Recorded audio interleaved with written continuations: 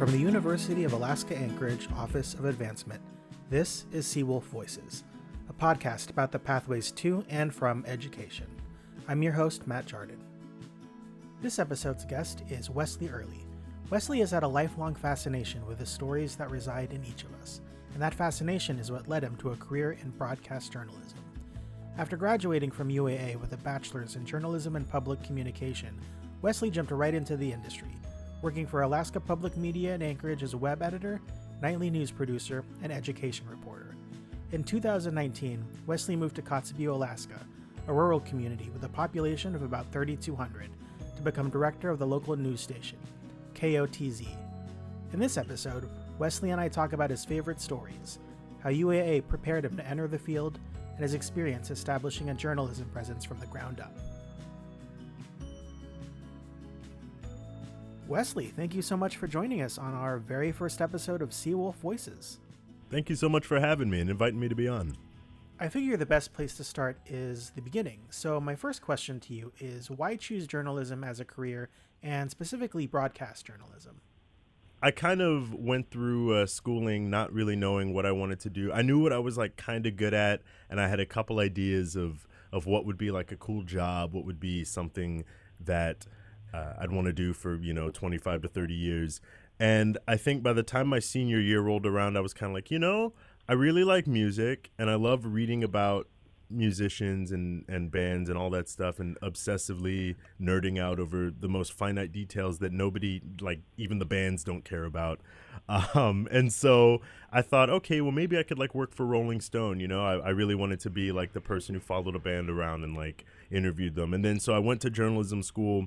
And then I got really into NPR and the way that they do news. And so I thought, okay, well, maybe I could work on the NPR side of their music stuff, because their music program was always really cool, And then as I got more into actually putting together news stories, I thought, oh, well, this is something that I'm finding that I'm pretty good at. And I think it was becoming more and more important, I graduated in 2016, which at the time seemed to be the most eyes were on the political scene and all of these people concerned about politics, and we thought this is good. It seemed like the peak that people could care about politics and get involved. And so I just thought, being a reporter really seemed like a really important job. It seemed like a job that I could do for a long time and that could constantly be fulfilling because, the world's always changing.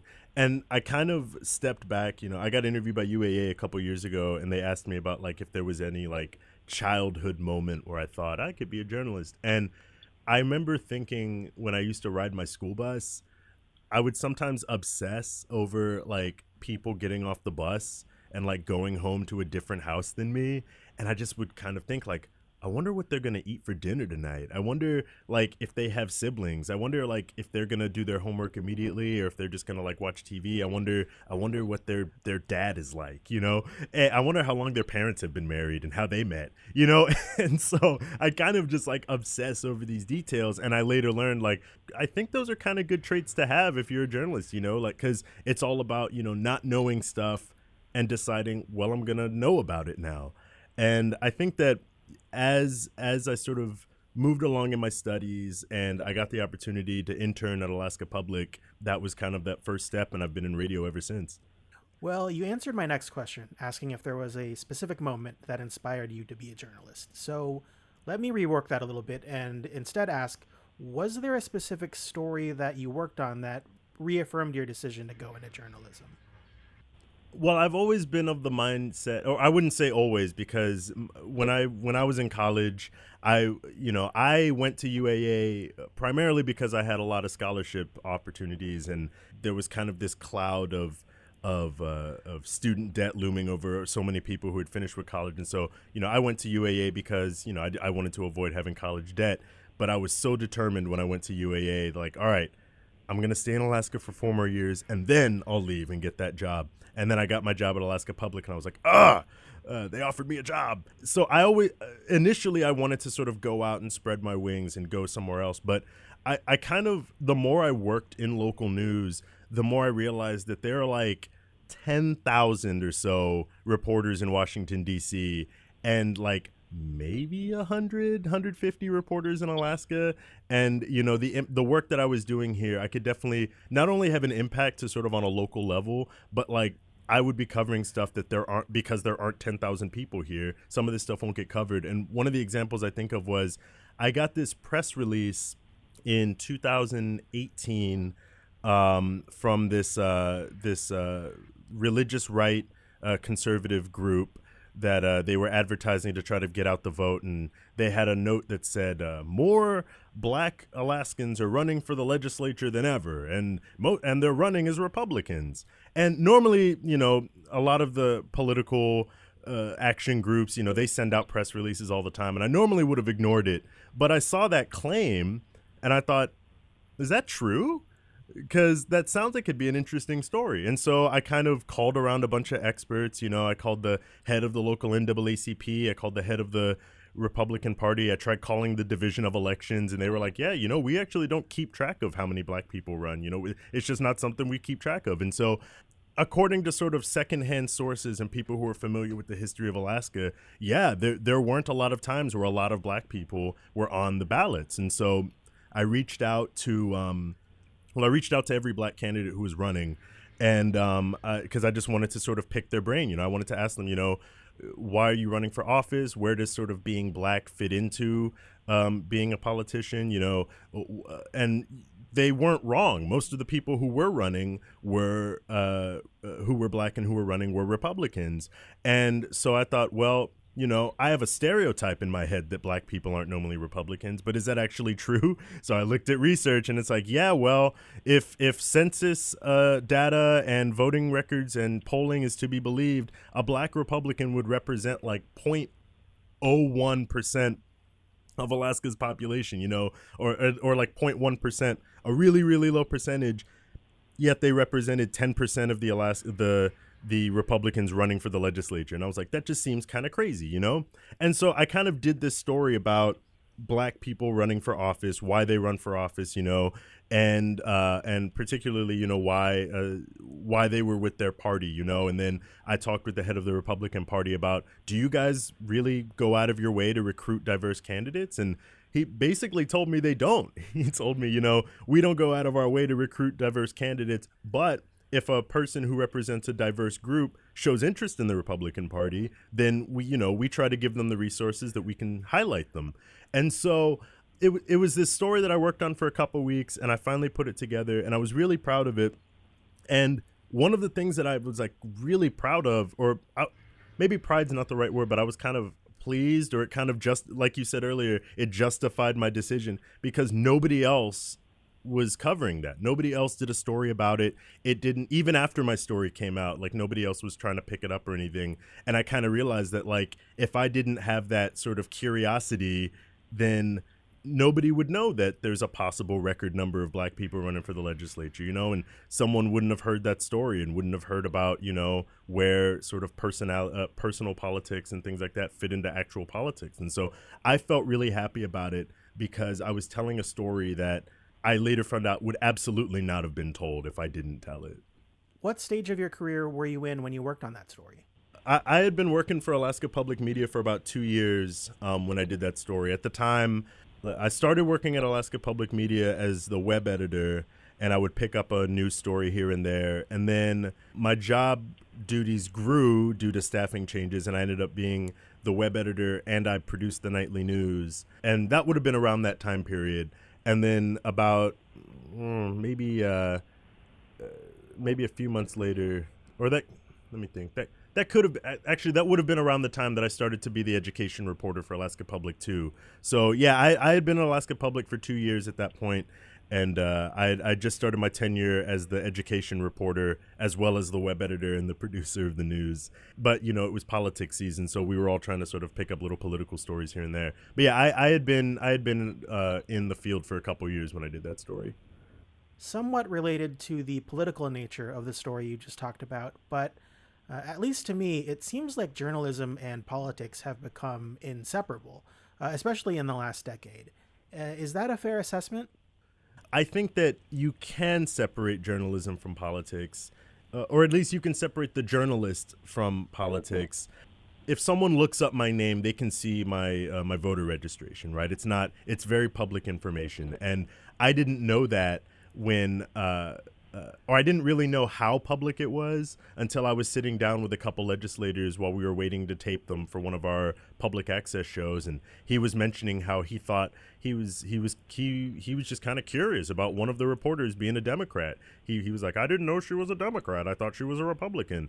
That kind of took me back a bit, because I was like, is that gonna factor in your head when you're speaking to reporters? You know, does that make you less likely to speak to a reporter? Does that, you know what I mean? Because there are certain political beliefs I have and political beliefs I disagree with as a person. But, like I said with that story about black Republicans, I sort of believed a stereotype, which it's not so much a stereotype as a statistical data point that most black people are Democrats. But at the same time, I went out of my way to make sure that, if I'm going to interview politicians for this story, like, I have to interview at least one of the Republicans. Most of them are running. And I have to try to, and if possible, maybe interview more than one, because if there are more of them running than there are Democrats, it would be kind of disingenuous to have their voices as equally distributed as the other voices, And so that's something I think about a lot. And when I moved to Kotzebue, I actually changed my voter registration to undeclared, just to sort of get rid of that ammunition that someone could have against me. Someone could say, oh, well, Wesley belongs to this party, so he'll obviously think this, and he'll ask questions about this, and he'll be more lenient about this. And I'm like, I really won't. Like, for the most part, it's not that I don't care about somebody's personal politics. It's that I don't factor it in to me interviewing them about something they're working on. If you're a legislator and you're trying to pass a bill, well, it doesn't matter what political party you're from. I'm going to ask you why you're passing the bill. And if there's somebody who doesn't want the bill passed, I'm going to ask them, what bill to pass. Certainly people line up on their political beliefs on that, but I try to go out of my way to make sure that whatever I'm doing, I sort of separate the politics from. And it can be hard. And, in my personal life, I've had to limit how much I express myself politically just so there's no discretion. But, if someone knows me personally, they know how I feel about my local representative or the president or the governor or the ruler of a foreign country. I don't necessarily hide that from people I know. But I think that the best way to sort of separate yourself from politics, or to look at journalism and politics, is there are news outlets that have a spin. They focus more on certain things. That is fine as long as what they're saying is true. Because that's the whole point of debate, is that I'm on one side, you're on the other. All of the facts that we are presenting are true, and we're supposed to use those facts to determine, how we do things, right? Everybody has to operate that way. We kind of lose that when someone says something is blatantly untrue and very easy to check that it's untrue. Someone posts something on Facebook and it seems really ridiculous, and if you Google searched it, in less than 45 seconds, you would know that it's untrue. There's stuff like that. But if we're both coming from a position of what I'm saying is true, what they're saying is true, that's kind of where you get, okay, well, the journalists are doing their job. Their job is to seek the truth and report it, right? And you have to try to eliminate bias. And journalists, I think most journalists should, and most of them do, endeavor to, present both sides of a story, present stories both ethically and with the right amount of compassion.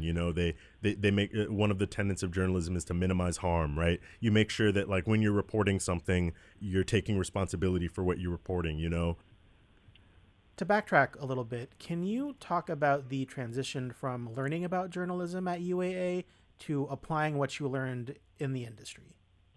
The transition was kind of seamless, honestly, because my last semester at UAA, I was interning at the place that ended up hiring me. And so I had, I wrapped up, I graduated college on May 1st. I had a week of summer vacation, I like to joke, and then I started working full time on May 9th.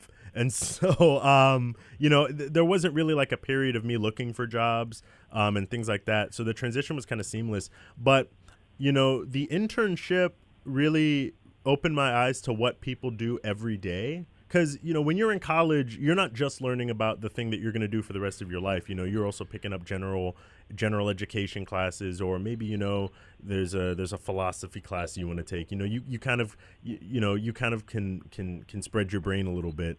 But when you start your job, it's like, all right, this is all I'm focused on. That was a slight transition, but I think that having an internship, especially so close to graduation, really made the whole move seamless. And I think that the work and what was nice is when I was an intern, I was still a student and I was still taking classes, and I was still kind of learning something in class that I could apply to my internship, and then I could apply later to my job. But I'm a firm believer that, there's only so much you can sort of learn about most jobs, in a sort of traditional setting, and you learn more by doing. There are obviously a couple jobs that you want to make sure you know what you're doing, like being a doctor or a lawyer. I would argue that, doctors learn a lot in school so that they don't have to fiddle around while they're doctors.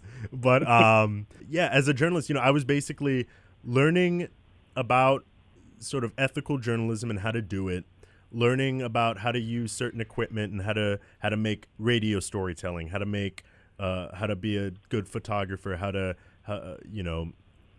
to apply the First Amendment to ethics, things like that. But most of what I learned has absolutely been on the job, and I wouldn't say that that's the fault is with the university on that, because I think any university has that disadvantage. The university is supposed to prepare you for going to the job.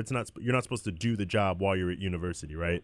And so I would say the transition was pretty seamless, and I definitely felt confident and prepared to go into the workforce.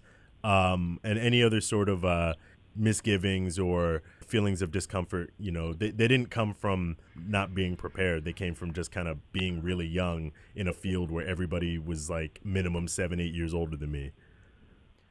Were there any particular lessons or experiences from your time at UAA that have stuck with you?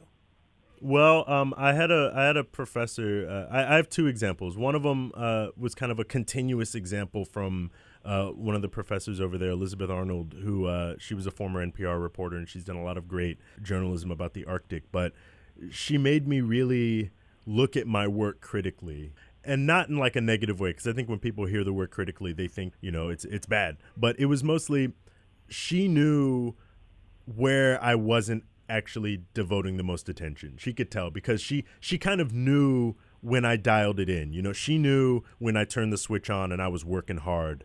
And then if I turned in something that didn't reflect that, she knew when I wasn't doing it. So I would say that, a lot, and it's almost like I have that added pressure on myself when I'm writing something, where it's like I'm rewriting the same sentence 3-4 times, because I'm like, I know that this isn't exactly what I want to say. I try not to phone it in, So that's one continuous example. And then I had a professor, Joy Mapai, who one of her classes was, we were all doing news stories. That was the final project. And I was doing a story about UAA's Title IX program and how they were being investigated nationally as part of this nationwide sort of assessment of colleges and Title IX. I interviewed a representative from like the Federal Department of Education, which first I was just happy he took my call. I was like a 20-year-old student who had never spoken to like any official, and this is like a high-level Department of Education official picked up the phone and spoke with me. He told me that most of these reviews were kind of routine, and the average review of a university's Title IX program takes about 6 months.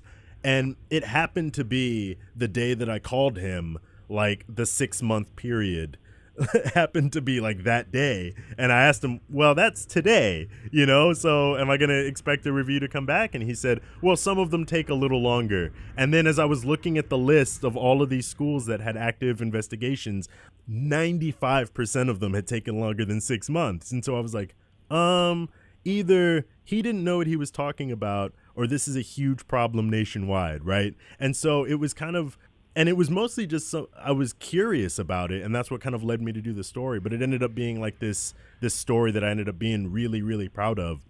It was me not I wasn't viewing myself as a 20-year-old student. I was viewing myself as, I'm a journalist. This is a story. I think this is an important story. It doesn't matter that this isn't going to air anywhere. Like, this was just a project for my class. Like, nobody outside of my, writing and reporting news class was ever going to read this story. But at the same time, I was like, well, if I'm going to do it, I might as well do it as if I were writing it for, like, the paper or the radio station or whatever. So I really was proud of that. And I kind of, whenever I'm working on stuff, I try to make sure that I have the same level of like energy that I had when I was 20. And I'm 25 now. I'll be 26 next month. I try to make sure I have that same energy and that same drive that, well, no, this is important, so I'm going to ask about it. So that's one that that comes to mind when I think about stuff that I did when I was in college. Is there a type of story or beat that you enjoy the most? Well, I really liked doing education stories before I was an education reporter. It's part of the reason they moved me to doing that, because I loved just sort of going into a classroom and like interviewing kids about what they were doing. I loved just sort of recording kids doing cool stuff. I did a story about this ANSEP program where these kids were dissecting sharks. And I thought, this is really cool. And we've got audio of these kids going, ew, it's gross. Oh, it's squishy. We had all that. And we had like the squishy audio, And so I always kind of wanted to cover education and stuff. I've kind of moved to more general coverage since moving to Kotzebue because, there's more stuff than just education stories happening here. But I like those stories. And one of the projects that I worked on for almost my entire tenure at Alaska Public was this profile series called 49 Voices, where we basically wanted to highlight the Alaskans that you don't hear on the radio all the time. You hear the mayor all the time, you hear the governor, you hear lawmakers, you hear the principals, but you don't hear the guy who lives in an RV in Midtown. We don't hear from, the average school teacher or, what the mall Santa, what his life is like, and I really loved doing that program. If it were the only thing I was doing, I would have been totally thrilled just doing that. The only pain about it was like one of 7 things that I worked on a regular time. And so I had to kind of ration my time to do it. But it was like every week I got to peek into someone's life for 20 minutes and then put together a nice little 2.5-minute capsule of them, so that someone could listen to it. And at the end of 2 minutes, you could kind of know somebody, and it was a project that I worked on. When I started at Alaska Public Media, it was kind of delegated to me as like intern work. But when I got hired full time, I just kept doing it.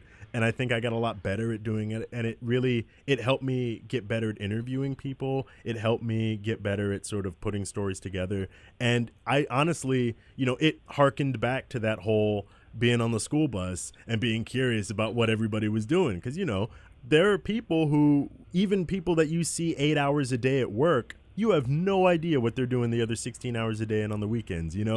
We miss out on sort of potentially learning something interesting or really hearing something powerful when we only focus on the same 7 or 8 people who are sort of quote unquote newsmakers. So you mentioned you're in Kotzebue now, which is a pretty big leap from Anchorage, to say the least. Can you talk about why you left Anchorage and how you chose to relocate to Kotzebue? I always wanted to be a full-time reporter. I wanted that to be my job. I wanted to not have to worry about, editing someone else's work, but I could solely focus on just being a reporter. While I definitely got a lot more of that experience as a beat reporter when I was working at Alaska Public, I still had all these other job duties that were kind of weighing down my appreciation for the good work. It was kind of like I was really happy being an education reporter, and I was really driven when I was doing that stuff. And when I was doing all of the other stuff, which is like, copy editing stories for a website or making sure that a newscast is put together well and linking audio, which is all stuff that's important, but it just kind of took away from the stuff that I was really passionate about. And so the job opening posted about 1.5 years ago, and KOTZ hadn't had a news department in about 10 years, and they were hiring for a director to basically build the department from the ground up. And I saw that as an opportunity to, provide a good, I saw it as like the right thing to do. I am of the personal belief that, news is important and communities should know what's happening in their communities in a very fine, professional, accurate, trustworthy way. And so when this opportunity came along, I kind of thought, this might be able to be something I could do. And I wasn't 100% on it because, as you noted, Kotzebue is kind of a big jump from where I lived. It's certainly farther north than I'd ever been in Alaska. There aren't as many sort of amenities that you'll find in Anchorage here, and I knew almost nothing about it, outside of what I'd read in the news. And so that was, I wasn't even like 100% on it. And I was really worried about it when I applied for the job and I got interviewed and all this. And I was still kind of nervous about it because I was like, is this really what I'm going to do? Is this the step for me in my career? And I almost didn't even think of it as a career step. It was mostly like, if you're really going to think the work that you're doing is important and when you're at work, you're going to be productive and happy with what you're doing, are you going to be able to live there the other 16 hours of the day, when you can't just, drive to the normal places you normally drive. You can't hang out with your friends that you've known for years, things, because I grew up in Anchorage. It was, moving to Kotzebue was the first place that I moved as an adult. I lived in Anchorage since I was 13, and it was like the first time that I moved somewhere by myself, and it was kind of daunting. But so I would say the transition was kind of weird before I did it, and it was almost like after I accepted the job, like all of those insecurities went away, and it just kind of went like, well, you can't go back now, so you better focus on doing a good job. So I have a broad question for you, but what is it like to establish that industry, that journalism presence, essentially from the ground up? It is both easier and harder than I thought it would be. I when I first got here, we didn't even like have a regular newscast.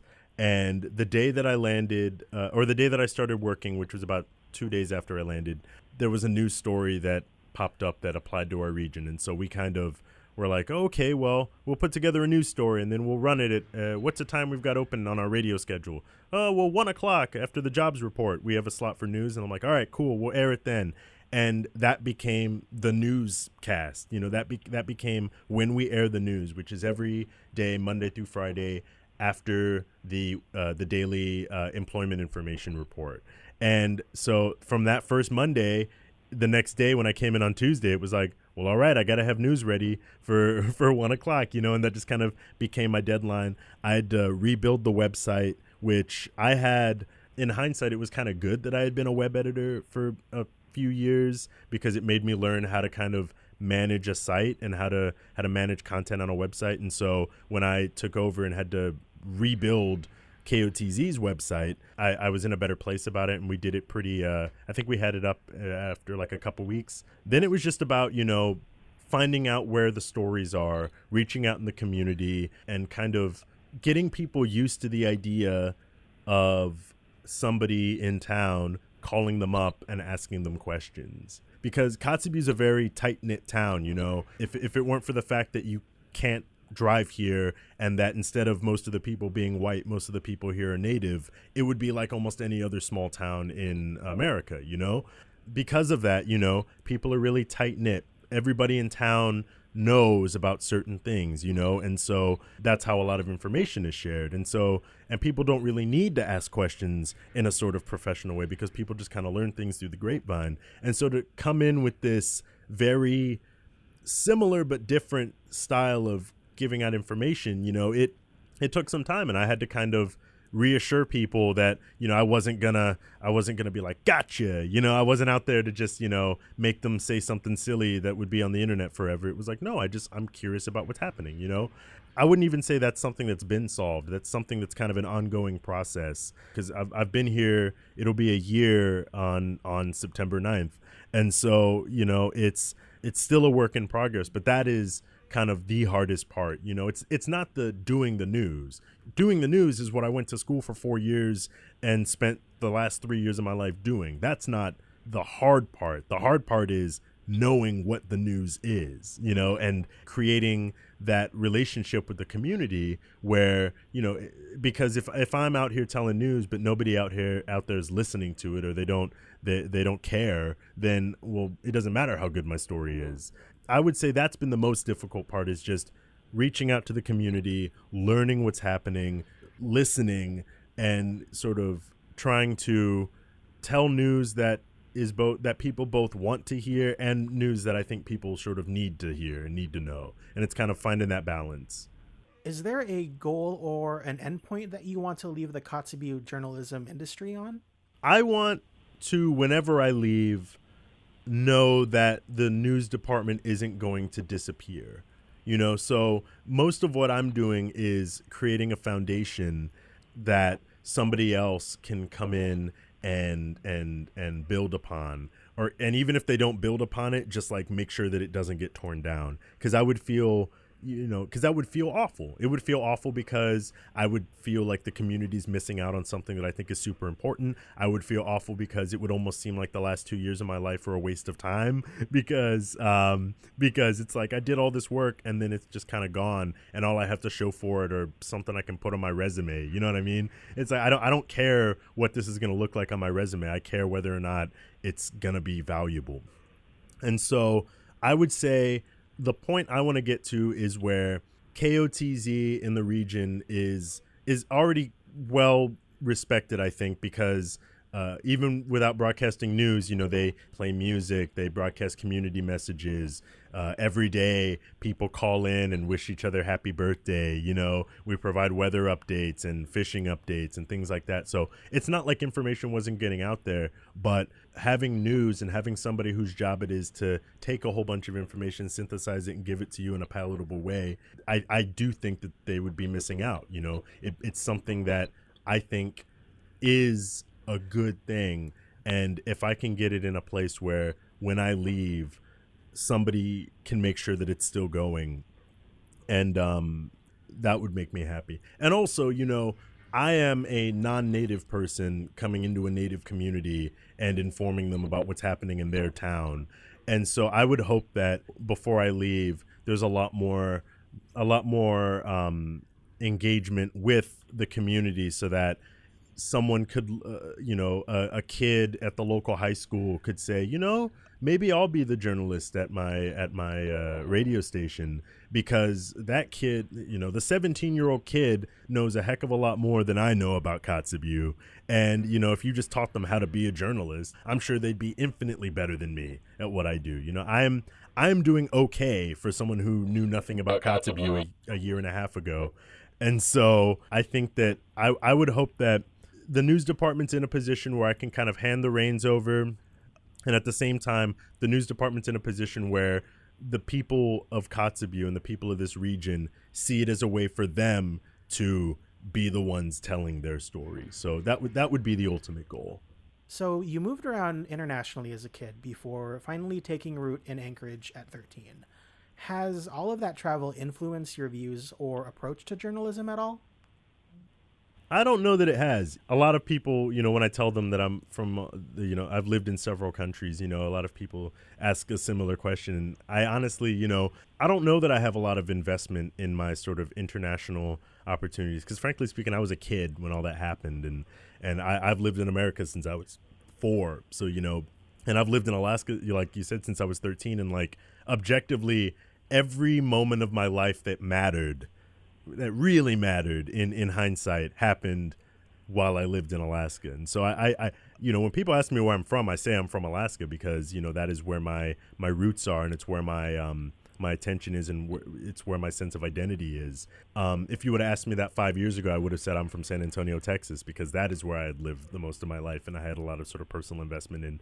As far as how it relates to journalism, I always grew up around people who didn't look like me, and not as an outsider, but as a just sort of I lived in sort of a collective in these communities where people were very different looking, and my friends were different looking, and and so I think that as far as journalism's concerned, it almost like sets off a little sensor in my head that when I look at how news is covered, or I look at how newsrooms look, I'm like, well, that doesn't look like the community. If your news department is all white people, or your news department's all men or all women even, it's like, that doesn't seem like, I feel like you're missing out on something there, because I grew up, even in my household, my dad's black and my mom's white, like I grew up where I had a white person and a black person in my household at all times, and so I kind of just have that mentality of, we as journalists we're not doing a very good job of looking like our communities, and it kind of sets me off, and it's something that kind of I'm constantly working at, is how can I showcase what communities actually look like, how can I showcase how people actually are, because how can I show that Alaska is more than oil checks and polar bears, to anybody who's outside of Alaska. That might be all they know about Alaska. It's like, did you know that there's a large Filipino population in Kodiak, Alaska? Did you know that Mountain View is the most culturally diverse neighborhood in the country? Did you know, this or that? These things that people wouldn't know because they haven't been there, and because they have their own sort of preconceived notions about a place. And so I would say that living in multiple places and sort of always being around a diverse group of people kind of informs my passion and my work in how do I make sure that what I'm doing accurately reflects where I live. What advice do you have to students considering a career in journalism? Read the news a lot. I think that, one of the pieces of advice I got from some professors when I was at UAA, when you're applying for a job at a news outlet, read some of the news that they produce, read some of the, some of what they're doing, so that you show up there being like, and they view you as someone who can add to the team and not someone that they have to kind of like teach from the ground up. And I would say, journalism is, as you mentioned earlier, like an increasingly broad field, and journalism can mean everything. You can learn skills in a journalism department to apply to everything from photography, filmmaking, public relations, journalism, radio broadcasting, TV broadcasting, the technical aspects of things. There are a lot of skills you can learn in a journalism department. And so I would say, my advice is, don't come into it already limiting yourself to what you are gonna do, because I came into journalism thinking I was gonna do one thing, and now I thought I was gonna live on the East Coast and, report on, either politics or follow bands around the world. And now I'm, thousands of miles from there, 50 miles above the Arctic Circle. Or I think 50 miles. I don't remember exactly how far Kotzebue is, but I'm above the Arctic Circle now, reporting on things like climate change, and the news director of a public radio station. So, don't assume you know what you're going to do. It's nice to like have an idea. And if you're really passionate, like I'm going to work for the New York Times, and you're really dead set on that, then like maybe reach out to people who work for the New York Times, or reach out to your local newspaper. Because I have never been in a position, both as a student and a journalist, where I reached out to a journalist or someone reached out to me seeking advice and they were turned away, because I think journalists think their job is important. Otherwise, they wouldn't do it. They certainly don't do it because it pays well. And so don't be afraid to reach out and ask for help. Don't be afraid to not be doing what you thought you were going to be doing, but at the same time, like, know what you're doing and know why you're doing it, and make sure that you don't just get stuck doing something because you're comfortable. Sometimes, as much as I do miss living in Anchorage and I miss being home, there's certainly experiences that I had out here that have made me a better reporter because I'm out of my comfort zone and because I did something different. And even though that was never my intention was never to personally grow out here. I think a lot of people, have this idea of like, wow, I'm out in nature, I'm going to learn so much about myself. And that's just not who I am. I'm not that type of person. But I didn't move to the Arctic, to a northwest Arctic part of Alaska because I thought I'd find myself out here. I thought I could do some great work for the community here and serve the state as a whole. But I did end up growing as a person. And so, I would say don't be afraid to ask for help, and maybe don't be a slave to your expectations. Certainly have expectations, have goals, have ideas of what you want to do, but don't be so steadfast on that you miss out on growing as a person. Because I like to think that I'm a much better journalist now, being in Kotzebue for a year than I was when I was in Anchorage. But I also think I'm a slightly better person,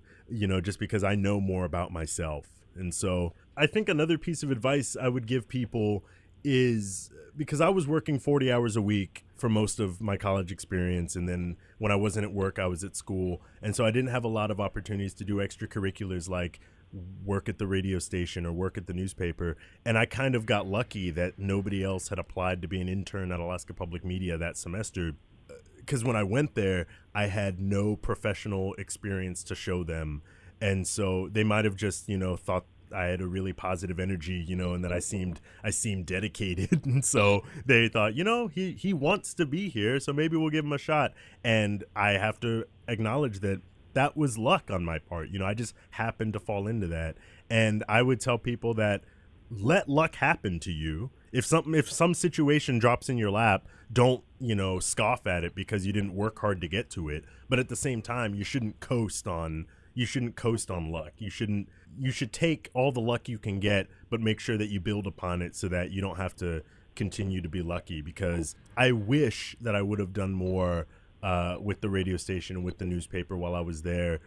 So I would have been more prepared when I did enter the workforce. But, I've done pretty well for myself so far. So Wesley, last question for you. Looking ahead, what's next for you? What else do you want to do? I don't know. I don't plan on being in Kotzebue forever. I got hired initially. We were talking like being here for 2 to 3 years. So, I plan on being here for at least 1 more year. But, my significant other lives in Anchorage. And so she's certainly not thrilled that I live hundreds of miles away. And, with the coronavirus pandemic, it's been a lot harder to regularly see her. That is certainly a factor in where I'd like to be, at least right now in my life. But I don't know. I hope that whatever I'm doing next, I'm happy doing it, and I'm helping to be like a part of this machine that is sort of Alaska journalism, because I rely just as much on reporters who work for the TV stations and the newspapers around the state and the other radio stations around the state, so I can know about what's happening in Alaska. I certainly value that. And I don't see myself as like the intrepid traveling reporter. I see myself as someone who, I am a cog in the machine, and I'm not, I have no problem with that, because the machine that I'm a part of is doing a good thing. I hope that I can continue to contribute and be part of what I think is a super valuable industry. And so wherever I'm at next, whether I'm, maybe an editor or a reporter in some other place or what have you, I'm really hoping that I can continue to help. I want to make sure that the work that I'm doing is contributing to people knowing more about the places they live. Wesley Early, that's everything I had for you. Thank you so much for joining us. Thank you so much for asking me to join.